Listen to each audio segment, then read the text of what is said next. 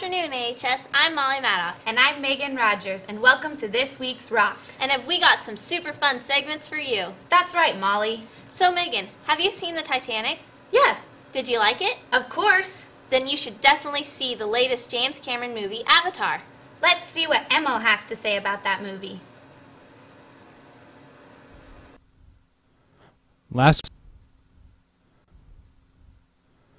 Last week, James Cameron's latest blockbuster, Avatar, surpassed $1 billion at the box office worldwide.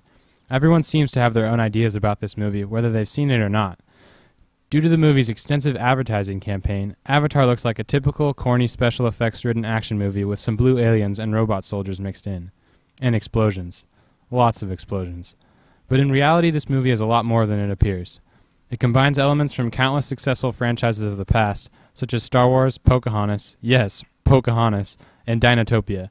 Despite this, it is by no means a plagiarism, and is incredibly original when viewed as a whole.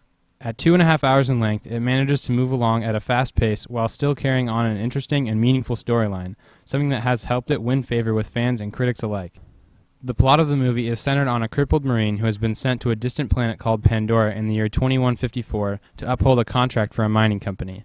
There is an indigenous population on Pandora called the Na'vi. Those are the blue people.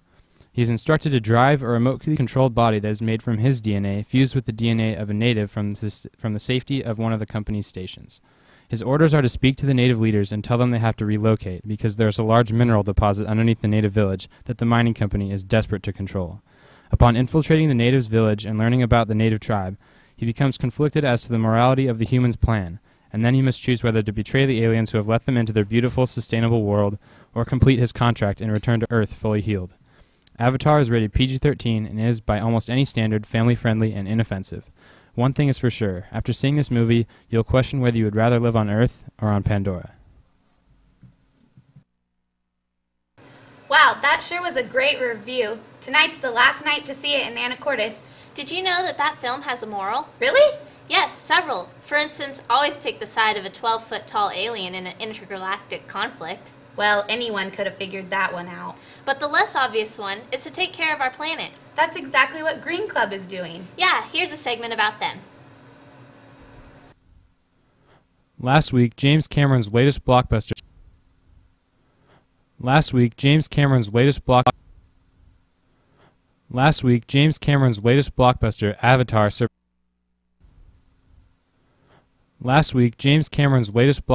Avatar, surpassed $1 billion at the box office worldwide. Everyone seems to have their own ideas about this movie, whether they've seen it or not. Due to the movie's extensive advertising campaign, Avatar looks... Sorry about that. Technical difficulties. We'll show that segment in just a second. Just 1 second.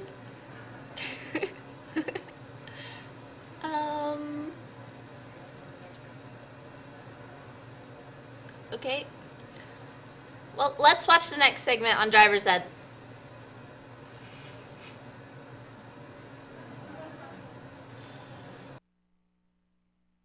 Education. The kids are confident. Oh, I passed it with 100%. Some of them have driven before, but how much? I've driven many times in my lifetime. Yes, I have driven before. No, I have not driven before. Most of them don't even have cars yet. I have a car ready to buy. Yes, I do have a car, and it's a 1991 Toyota Corolla. Sweet. No, I don't have a car.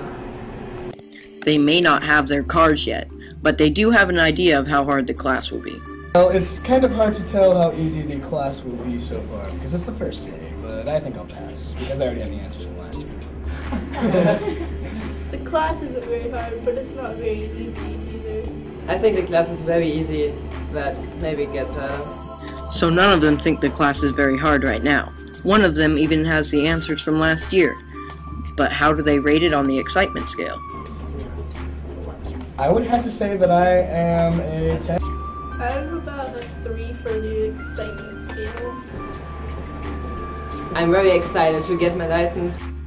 It may not be exciting now, but just wait till the next episode of Driver's Education.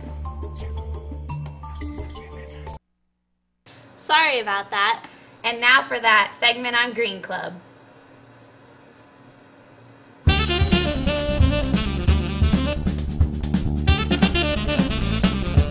Hello and welcome to the show. Today we've got a story that will just...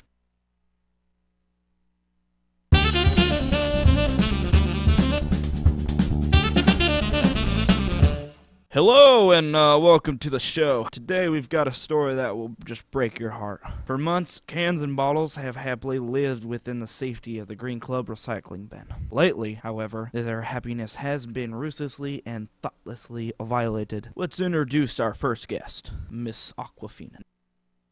I've been in the bins for about 2 weeks, and they've been some of the best times of my short life. Then 4 days ago, a piece of pizza was thrown into the container. At first, we get along great, and I thought he was something special. Then he started going all crazy on me. Yesterday, the mold started to grow, and I just knew I had to get out of the relationship. I just don't know how. Help, Dr. Pepper.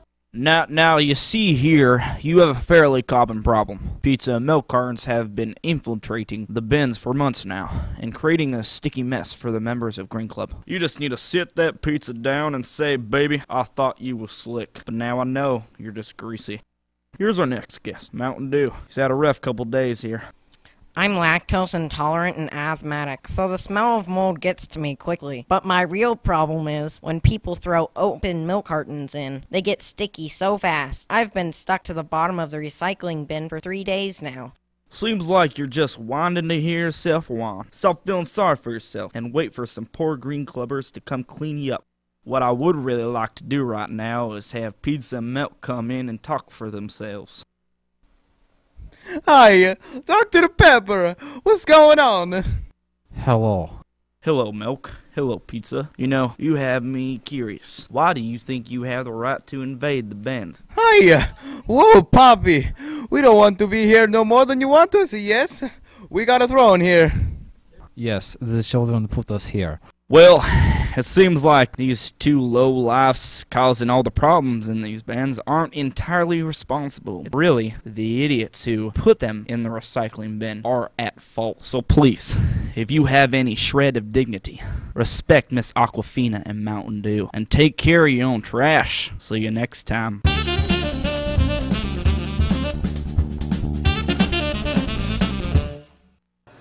Wow, be sure to recycle. Yeah, please recycle properly and don't put food in that will create a mess into recycling bins.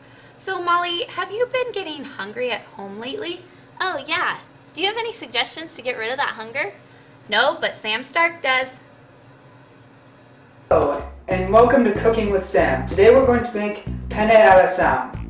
What we'll need for this dish is about 2 cups of penne, about a sprinkle or so of onion powder, about the same amount of garlic powder, some Parmesan cheese, some mozzarella cheese, some Romano cheese, and about 3/4 of a cup of Prego meat sauce, or whatever sauce you may prefer. Turn one of the front boilers on to high and bring to a boil. After you bring it to a boil, you add the 2 cups of penne in and reduce heat down a notch. Set a timer for 10 minutes and stir occasionally. And while you wait for the noodles to boil, grate about a good handful of mozzarella cheese. While the pasta is still boiling, make sure to turn on your broiler to high and let preheat while you wait. To take off this from the burner, proceed to strain your noodles. Put the noodles into a small casserole boat or any type of bowl. Then